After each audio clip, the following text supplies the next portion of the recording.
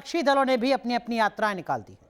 कोई परिवर्तन यात्रा निकाल रहा है, कोई प्रतिज्ञा यात्रा, तो कोई तिरंगा यात्रा।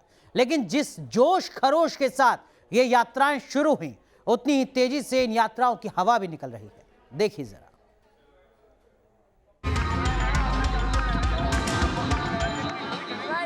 चुनावी लहर में उतरती हैं यात्राएं, फिर कौन से भंवर में फंस जाती हैं यात्राएं। निकलती तो हैं, लेकिन कहां पहुंच जाती हैं यात्राएं।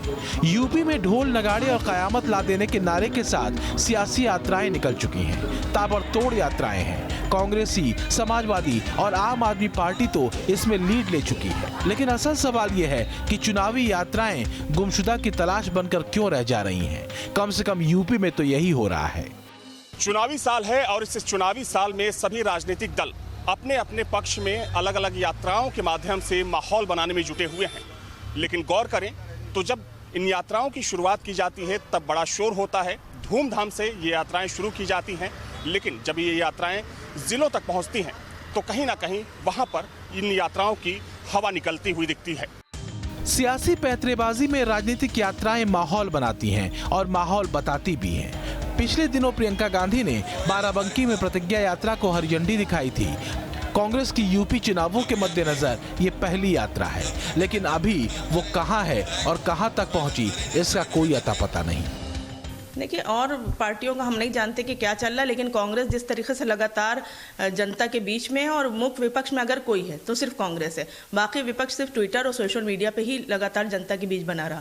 तो जनता ये सब समझ रही है कि कौन उसके साथ खड़ा है, कौन नहीं खड़ा है। सच ये है कि चुनावी यात्राएं बेअसर साबित हो रही हैं। पब्लिक को जोड़ पाने में फिलहाल नाकाम है। यात्राओं के दौरान भीड़ को जुटाना मुश्किल हो जाता है और कार्यकर्ताओं के अलावा जनता ऐसी यात्राओं में दिखती नहीं।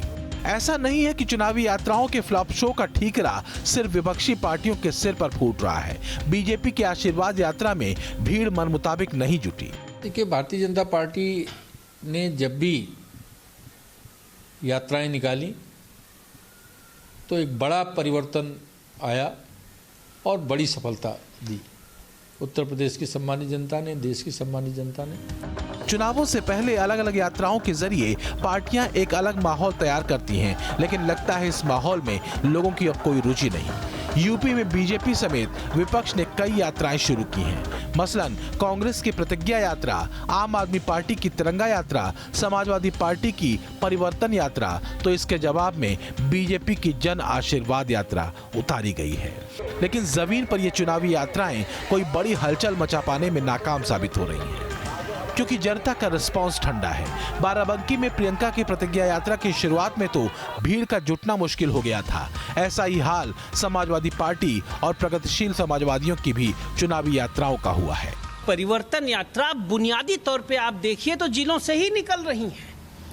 अभी तो लखनऊ यात्रा आई ही नहीं।